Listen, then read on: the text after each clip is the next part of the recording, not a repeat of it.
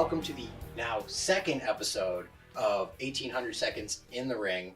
We are a yearly podcast now. It's been an entire 365 days since we last had an episode. We are officially the Undertaker of wrestling talk shows. We just show up for Mania and we're just out after. My name is Jason Smith. This is my good friend, podcaster, writer, musician, jack of all trades, Mr. Eddie Brophy. And still can't afford to live without living with my mother. But it's all the same, man. We're here to have a good time, talk about Mania, talk about wrestling. So but we have pro wrestling, and that's what counts. I, a 36-man, year-old man, have pro wrestling in my life. Thank God we have kids, so it was proof that we do, in fact, have ladies in our lives. So let's not waste any time. We got a lot to cover. Let's bang through some headlines. So what comes to talk right now is everybody's talking about this. CM Punk has reappeared in the public eye with a now infamous deleted Instagram story post, running down Jon Moxley, some of the creative behind it, which came out of left field to me. I didn't think that there was tension between Moxley. Not anything that... Well, I always go back to... prior to the Shield coming into WWE, was Moxley did a dark match, and Punk had tweeted, I believe he tweeted and said, "This is our secret weapon." So I was always under the impression that Punk and Moxley were tight. Exactly. I mean, and even go back a few months prior, they had that thrown together tag match with FTR. Mm-hmm. Once Moxley came back from it, Punk went out of his way to praise Moxley for stepping aside, going to rehab. They came back. They had the thing. They embraced on screen. And I was like, okay, cool. They have a fun... I actually forgot about that Punk made a point to get in the ring and praise Jon Moxley for going to rehab. So it did kind of come out of left field. Phil, the internet is forever. What are you doing? You're making just because you delete it, it's still there. Just making it hard to like the guy. And honestly, we'll get to this at the point when we touch on AEW, but a lot of momentum just completely lost with all of this. Because, time it's been, 6 months, and I was ready to be like, all right, bygones be bygones. I had looked at it as the Major League thing between him and the Elite. Fights happen. Fights happen all the time in Major League Baseball. You don't fire people over it. You're suspended. Maybe you're going to some kind of sensitivity class, whatever. Right. You go through it, you get through it, and you move forward. But my thing is he really shooting for the self-destruction of the CM Punk DVD? I think that's where we're at right now with his place in AEW, but only time will tell. Well, the other big one that came out, I mean, obviously other than Vince McMahon retiring, was WWE being sold. Yeah, but is he retired is the other thing. Because this has been a crazy, it came out, what was it? Few months ago, this summer is when it came out. It came out, no, it was August actually. I remember where I was when it came out because I was trying to take out a personal loan to pay my divorce lawyer. And I read that headline and I was just like, wow, this is quite a year. Vince McMahon, he's actually going to step down. And of course, there was the famous Brock Lesnar walked out of SmackDown, and there was a lot of guys who were just like, if he's not here, we're not here. Yeah. And then from there, you get all the speculation. Who's going to buy WWE? Yeah. And I care less about who's going to buy WWE in terms of the current product and more of, let's say Disney buys WWE. What happens to the library? What happens to so many years that are not necessarily Disney friendly? Are they just going to scrub them from existence? No, I don't think they end up on Disney Plus so much. If Disney, which I don't think they will ultimately, I think it goes to a Hulu or something like that. That seems to be a safe place for darker Disney subjects to kind of. Well, then there was the controversy over WWE being sold to Saudi Arabia. Yeah, which blew up one night in a tweet, and everybody was like, "It's happening. This is it. This is the end of the company." Yeah. Never. I personally do think if that is the end of the company. Yeah, it's. Let's see if Vince and his creepy mustache are true to their word, and they are there just to facilitate the sale, and he's not trying to get hands-on with the company again. He's not trying to get hands-on with creative. That's really my main concern. I go back to if Saudi Arabia wants to buy it, okay, fine. They have the money to do it. This is an entity that, when WWE appeared for the Greatest Royal Rumble, had requested that Yokozuna appear on the show. At the time of that 2018. Yokozuna had died 8 years prior. Yeah. But they wanted him, so they found some generic sumo wrestler with the weirdest appearance in a Royal Rumble I've ever seen. In, out, within 30 seconds. We appeased you, and that's it. That's the level of what's going to buy the company. I'm sorry. The legacy of that pay-per-view to me is just going to be the slide under the ring. That's all I can honestly remember of that pay-per-view. I typically don't watch those pay-per-views because I just... Same. they don't have the. I'm a little. It's like an exhibition pay-per-view. I guess because there are title changes, but it feels like it's separated. It's if it's the multiverse, it's timeline B. It doesn't really exist, but maybe it. You know what it feels like in the '90s when they used to do the UK pay-per-views that only came out on VHS. They didn't show them in America. We didn't see them. And I used to love buying those tapes, and everyone would say, Eddie, what's the point of buying it? You already know all the results. No titles ever change. Yeah. Remember, this one year I think Crash Holly won the. Was it the European or was it the Hardcore? Might have been the Hardcore. It might have even been heavyweight. I don't know. Crash Holly with the forgettable title. It was the only title change ever in the UK in the history of them doing those pay-per-views. But once again, time will tell. It'll be interesting to see who the buyer is.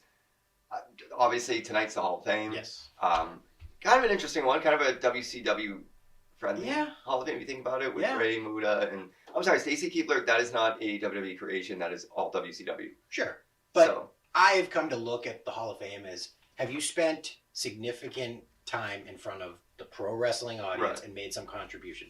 I never thought of the Bella Twins as a Hall of Fame caliber character, but in the same sense, they were on TV for a long time. It's WWE's Hall of Fame. It's not pro wrestling's Hall of Fame. Right. They're going to acknowledge who they want. I mean, I still question Godfather getting in over Papa Shango, but that's... Hey. Still time. He can go in twice. Well, if that's the case, then Big Fella should go in 3 times. I would love it. The only man that can appear in the Royal Rumble 3 times and not win. So you think you're having a bad day. Remember that. I think it's a little premature for him. I'm not saying he doesn't deserve it. Yeah. I was a little disappointed that we weren't getting someone of the caliber of a Batista, even a John Cena. Which makes me wonder if they had tried those avenues and their major star, because there's not a wide list of people to pull from. No, I mean there's still names. It's not the pool isn't as large as it was years ago. I just think in terms of Ray, because he's not ready to retire. He's even said he's not ready to retire. We don't know, because there's that thread line is his match with Dominic at Mania the last time. I mean, we could be getting worked right now, and he could put Dominic over, which I think should happen. Other than Dominic going over, I think it's at this point, without a question, Dominic has to arrive in the lowrider. They teased it on Instagram yesterday. People have been talking about it, and then they teased it, and I went, either they're paying attention to the internet, or they already said. Was it Nick Khan that said they're months ahead of WrestleMania previously? So that's what I think fans want. As opposed to these last minute things. Tim White was, I know it was funny because you all of a sudden thought I was the clairvoyant. So I'm like, well, what are we doing about this, Warrior War? Because, it's now the Triple H era. Is this kind of is this getting phased out? And no sooner than I mentioned something, Tim White was going, which I think is an excellent choice. I'm excited. And obviously Coffin, I'm very excited about. Yeah. Oh my God. It's needed to happen. But I think our thing is this feels like it's all happened in the last 2 weeks and just very underwhelming. Go back 3-4 years ago, it was hey, Monday night we're announcing, right. 8 weeks out, and you get that time to build. This is a small class. This is 4 or 5 people technically. It's a small class, but I will say this: Coffin was announced by Variety.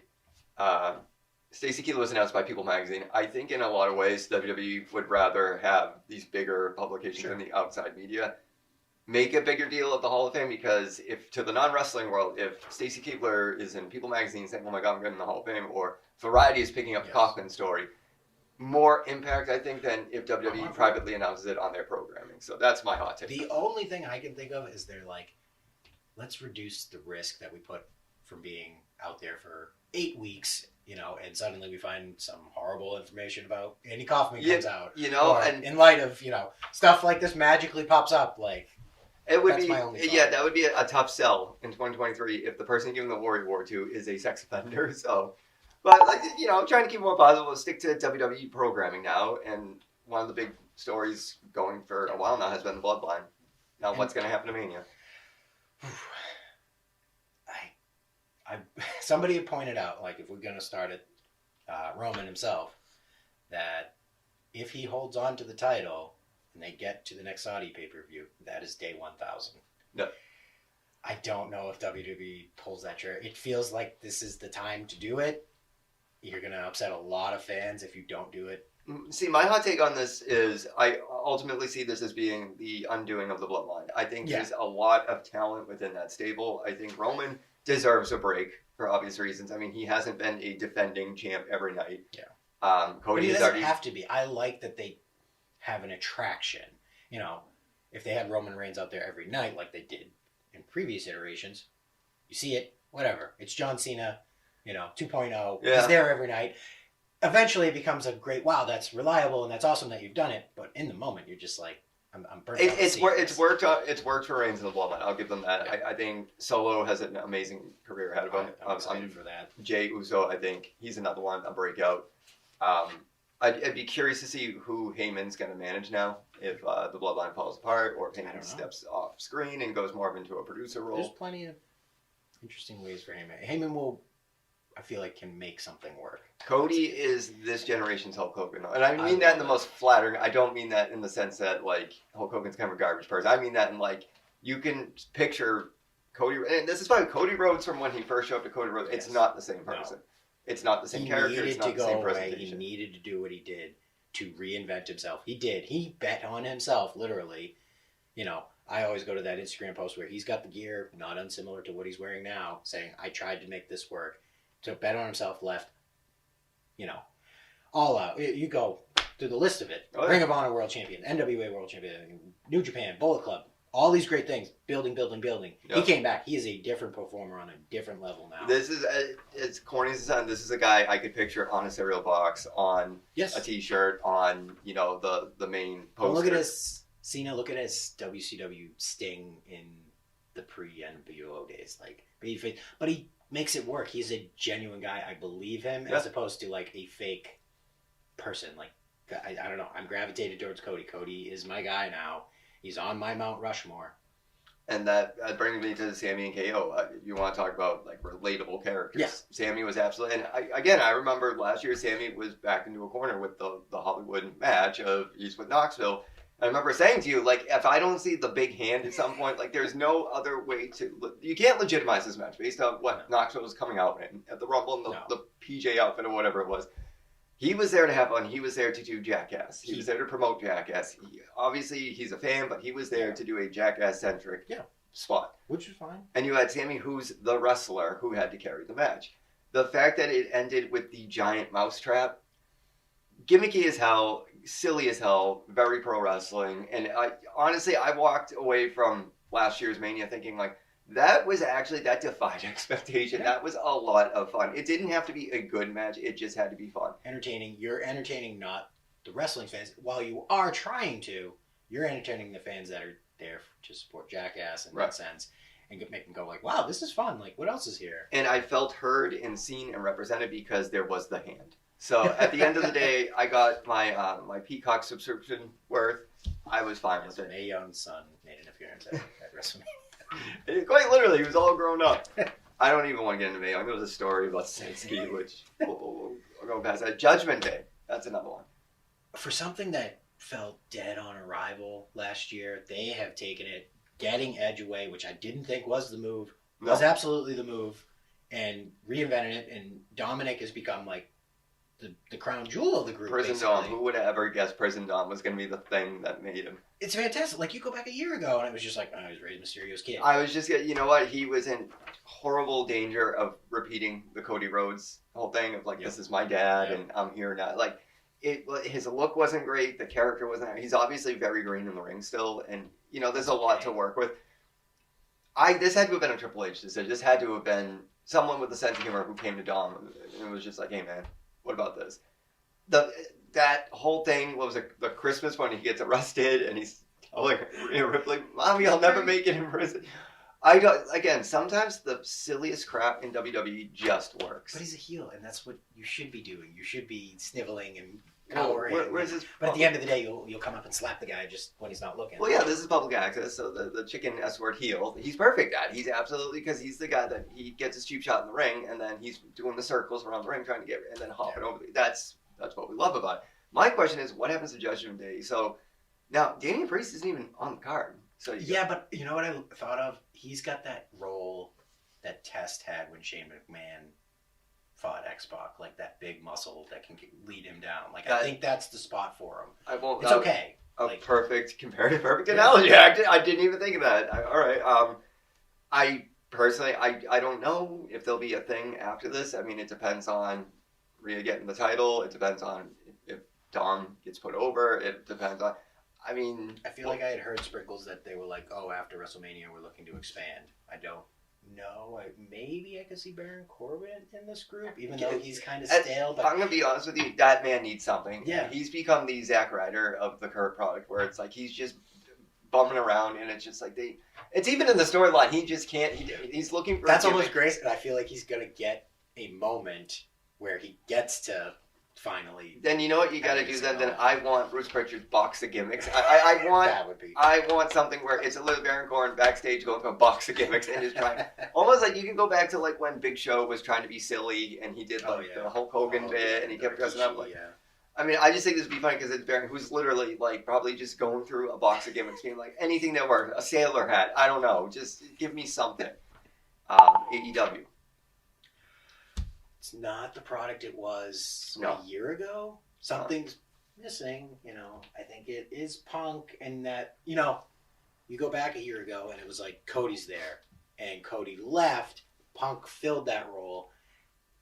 MJ, there's no top baby face, at least not yet, or anything that's defined enough that you can go, that's my next guy. Well, here's the thing, your company's based off of your top baby face, not your top heel. MJF is a stellar heel. He is the Undertaker of heels. That man does not break character once. He does it in ways that are borderline offensive. He does it in ways that, like, I mean, throwing the tequila at the kid. Like, he does it in ways where it's like... He's not afraid to push the boundaries and ground himself in, that's how that guy is supposed to be. Like, I'm sure behind the scenes he's like, hey, great. But he's like, if you tell anybody, I'm going to beat the crap out of you. Yeah, the pickle bit was my favorite. Yeah. The callback to the great Muffin Gate incident with Punk with the pickle. He's a great heel, but there's no foil to that. Exactly. And, I mean, there can be. I'm not saying that the field is empty. Somebody's got to step up. Don't get me wrong. I love Jungle Boy. It's a silly gimmick. It works with him. Darby Allin, I like, but there's just something missing with him. To me, it's another Jeff Hardy. Not that I know the similarities are there physically, but to me, Jeff Hardy's was always missing something. Yeah. I can't define it. Maybe it's a manager. It's a Roman Reigns thing. Well, Roman no matter how much kabuki makeup you put on, that's not getting the problem away. It's great. I love watching him. He's entertaining. Something's missing. Some shade that I'm not seeing. And I say I agree. The second Cody stepped out and Punk came in, that was it. Kept AEW from losing its momentum. Then they lose Punk, and through maybe no fault of their own, I can't necessarily say that because Tony Khan had some responsibility here, but it's definitely the momentum. And it's not what it was. I mean, you can regain it, but you need a shot in the arm right now. I mean, we have FTR, amazing tag. But for now, we don't. Then next week, as the time we're filming this, it's titles versus career. I am a gigantic FTR fan. Are they there? I feel like that's the best place for them. I think what we're going to learn from that match is if they lose and they're forced out of AEW, that shows that Punk's not coming back, and they learned that, and they're jumping ship to probably WWE. Or they're going to New Japan or some. I don't know where they're going to get the money. I think it's New Japan. My nerves with regard to them leaving is, yes, I do think AEW is a great fit for them. I think if they go back to WWE, you're not going to see half the physicality or the technical stuff that AEW's allowed them to do. It would be a giant demotion in terms of I'll put it to you this way: when they were the Revival, I didn't even know how good they were until they became FTR over in AEW, and I'm like, oh, they can actually wrestle. Why didn't they do this? Yeah, exactly. Now, in terms of the Elite, Blackpool Combat Club, and the Jericho Appreciation Society, when Regal left, that took the win right out of BCC sales. You can still call your group the Blackpool Combat Club when the guy that you found. I get they tried to patch it together towards the end, but he's the guy and the responsibility behind the name of the group, and you're now what? You know, a Jericho Appreciation Society. Jericho's somebody who doesn't need a faction. Why does he keep trying to build one? He doesn't need one. It's an easier way for him at his age to build people around. Hey, I'm not going to fight you this week, but Sammy Guevara or Jack Swagger or whomever is going to. What is he now? Yeah, he's always going to be. That's the thing. Lead the people. We're three, almost 4 years in, and I feel like Jack Swagger's had 10 matches over the course. I'm like, why is he still there? Well, and that's the other thing. You got a bloated roster. You got a bloated locker room, and you got two companies essentially. Well, that brings us to Ring of Honor. I mean, what are your thoughts? I like it, but I want more defined. This is this, that is that. I get there's no television for Ring of Honor right now, so you have to bleed it over. But at some point, I just wanted a vision of they're there, and maybe they meet at a certain point. It's a forbidden door scenario, but I don't need it every week. There's too many AEW guys in it. That's the big thing. Yeah, because you're sort of just I don't know, you're overlapping. It's just getting too like, all right, so who's the AEW guys and who are the Ring of Honor guys? So now you raised a very excellent question, and I may be a little rude about this. So for your off topic, good fan etiquette when you attend a live event. So I attended Raw about a month ago, and we got great upgraded seats, and the gentleman that I sat next to me was clearly having a good time, a little intoxicated. There was family in front of us. He had spilled his beer on the lady in front, and she runs up the stairs, grabs a cup with the lid on it, and is like, clearly you need a sippy cup. So you're lucky that was me and not my children. And I was just like, oh my God. And I felt included because they were right here. Because of the proximity. Like, oh my God, I am not like this person. No. We had a kid down here. It was his first time. I'm like, we're chit-chatting, having fun. Like, that's the way I think you do it. You integrate, you be nice. You know, at the end of the night, she was like trying to take a picture. I'm like, oh my God, here's my chance. And I was like, may I take a picture for you? Yeah. Here, step up. Here, I'm like, oh, great. She's like, oh, where'd your friend go? He is not my friend whatsoever. I don't even know who that man is. This man does not represent me. What's your kind of like stand? What do you try to do? What do you try to like? Well, one's kind of rude and one's kind of archaic because signs aren't really a thing anymore. And my very first WWE show ever was King of the Ring 2000. Yeah. We were up on balcony, so we weren't even on camera. But I'm a kid. I'm 12. I think I was turning 13 the following month. I showed up with all my clever signs, like, you know, there was the evening gown match with Patterson and Briscoe. And I had, you know, show us your puppies. I had my Taker sign, obviously. And I remember the guy behind me kept tapping me on the shoulder. Mind you, I'm 11. And he kept, put your sign. I can't see. And now as an adult, as somebody that's been at the TD Garden with my own kids, yeah, it's a kind of a pain when, you know, your views being obstructed, you know, if not by the actual set, as you know, from the WrestleMania you went to. So a little gripey there. The biggest one. Hygiene. Hygiene, okay? Here's the thing.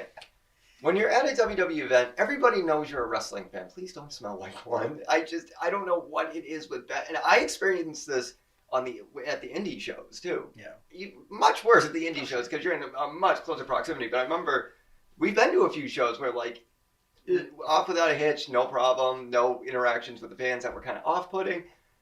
Then there was the infamous TNA show we went to. And there were a few times where you were just kind of like, you know, yes, we're all here, but like, you know, some people are a little overzealous about their fandom to the point where they're like trying to pick fights with you if you're not. Yeah, like, and there was another show like we went to, and there was these two guys. They were just, you know, verbal diarrhea, just blah, blah, blah, blah, blah. We're a commercial break. Nobody's in the ring. Yeah. And it's just like cussing, you know. I'm like, you can swear, but take stock of who's around you. Right. You know, a little swear here and there. And if you're going to be funny, know that you're funny. Yeah.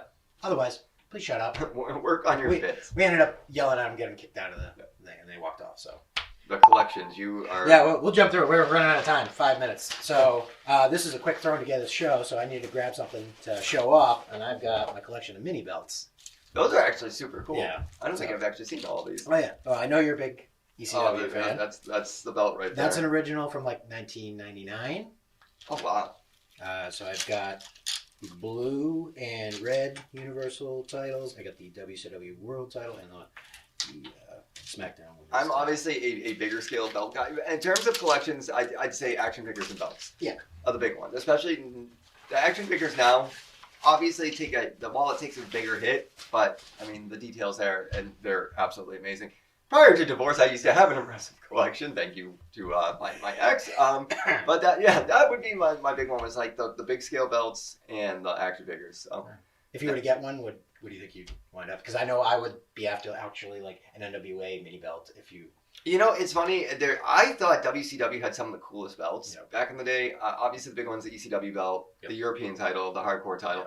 I think I'd even go for like the old school WCW United States Championship. So now, top 5 WrestleMania theme songs. I don't really. Thank God you made a list because I don't actually know if I have a top 5, but I think Crack Addict is a good one from. Well, I love that we're just kicking down ripping off that band-aid. I don't care. I still like Limp Bizkit in my way. That song and that feud was such a perfect marriage that there's nothing that set the tone for that Mania, and that's the big thing that I'm looking at a lot of these and I'm like, maybe the memory remains. Mm-hmm. That might have been one, but like there were a lot of songs, and then I'll give Machine Gun Kelly because that kind of set the tone for The Rock and Cena. But tonally, like when you because we used to get like the Jim Johnson kind of like generic theme sure. songs, and then they started dipping into like, oh, we're gonna do new metal, we're gonna do this, and some songs like the Durand Pool song, I remember like I'm like, how does this fit like sort of the tone of the show? It just did. No. Although I love that. What is it? Cool in the Gang is this year. That is cool. It's such a weird.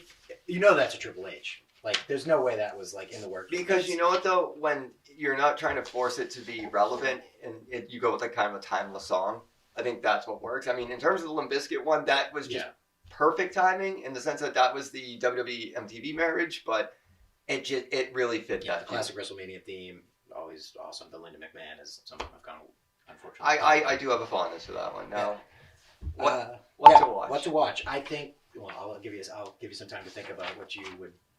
I kind of have one. I couldn't tell you the date, but it was actually I sit on Square Circle on Reddit for hours, and somebody had actually, when discussing TNA or Impact Wrestling, go back in the day TNA used to be really awesome, and I'll vouch for that. There was a match between AJ Styles and D'Lo Brown that absolutely blew my mind. I think it's like a 2 out of 3 falls they had. And it's like a ladder match. But D'Lo was doing stuff in that match that he never did in WWE.